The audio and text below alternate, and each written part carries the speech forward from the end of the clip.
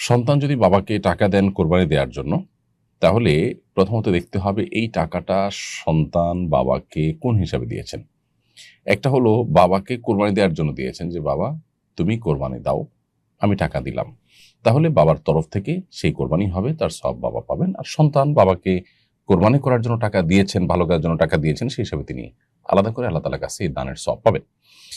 আর যদি এমন হয় যে সন্তান তার নিজের কোরবানি বাস্তবায়নের জন্য বাবার কাছে টাকা দেন, তাহলে সেক্ষেত্রে সন্তানের কোরবানি আদায় হবে এবং সন্তান তার জন্য আল্লাহর কাছে সওয়াব পাবেন।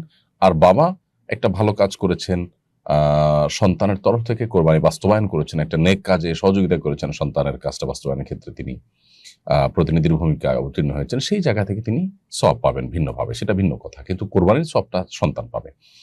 তো এটি নিয়তের উপর নির্ভরশীল, অর্থাৎ সন্তান যে টাকা দিয়েছেন কোরবানি করার জন্য, তার